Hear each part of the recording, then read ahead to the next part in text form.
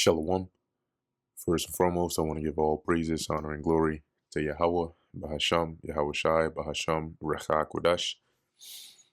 Double honors to the elders and the apostles of Great Millstone, and peace and blessings to the elect.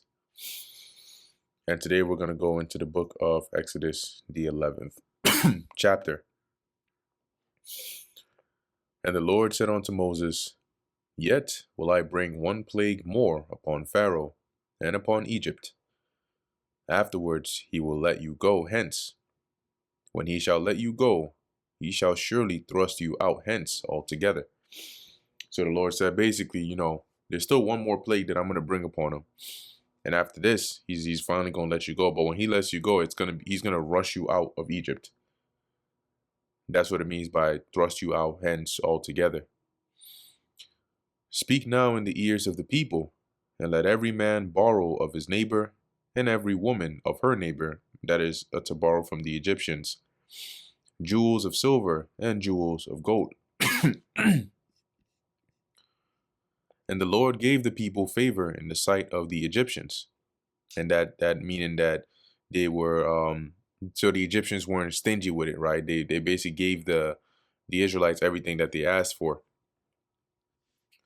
Moreover, the man, Moses, was very great in the land of Egypt, in the sight of Pharaoh's servants and in the sight of the people. So he became very famous, right? Because, after seeing and experiencing the things the Lord did by his hand, it made sense that his name would be known in all that land.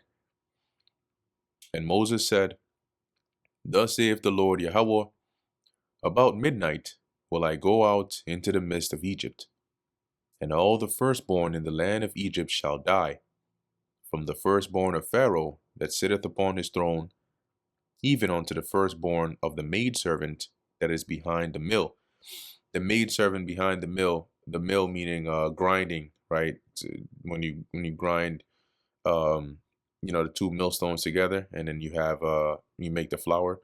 So basically, from everyone as high as Pharaoh, even on down to the workers, all of their firstborns would die, and all the firstborn of beasts.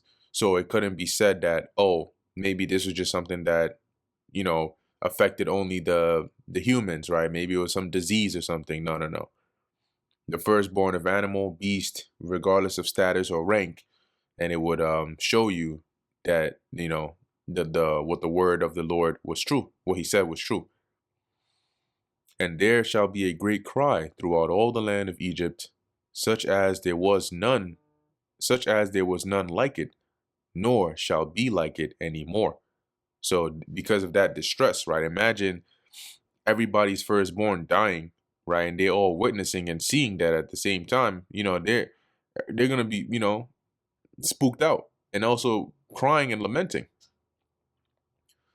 But against any of the children of Israel shall not a dog move his tongue, which is like saying a bark. Like Israel will be so safe, right, that not even a dog would bark at him against man or beast, that ye may know how that the Lord Yahweh doth put a difference between the Egyptians and Israel. And also this will be a sign to them to show that truly this is the God of Israel, and truly this is, his plague against them. Because if this was something that just happened to everybody, how come the Israelites weren't affected, even though they were in the region, except in their own, in Goshen? And all these thy servants. Now, this, let me see, going back up to verse 4, when it says, and Moses said, he was speaking to Pharaoh at this time, okay, telling him what the Lord was going to do. So in verse 8, he's still speaking to Pharaoh, right? And that's why he says, and all these thy servants shall come down unto me, and bow down themselves unto me, saying, Get thee out, and all the people that follow thee.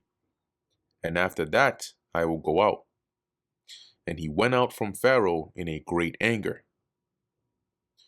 And the Lord Yahweh said unto Moses, Pharaoh shall not hearken unto you, that my wonders may be multiplied in the land of Egypt. So, because for the sake of this other plague, or for the wonders or the plagues that I have had and stored for this place to happen, Pharaoh is not going to listen to you. Okay. And Moses and Aaron did all these wonders before Pharaoh, and the Lord hardened Pharaoh's heart so that he would not let the children of Israel go out of his land.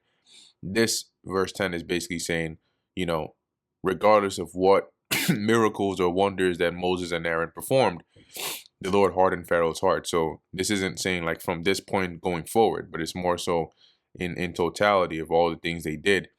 Each time Pharaoh's heart was hardened so that he wouldn't let them go for the sake of the Lord's wonders being magnified. And that brings us to the end of the book of Exodus, the 11th chapter. Lord willing, that was edifying to the elect. In closing, I want to give all praises, honor, and glory to Yahweh, Bahasham, Yahweh Shai, Bahasham, Rakha Kodash.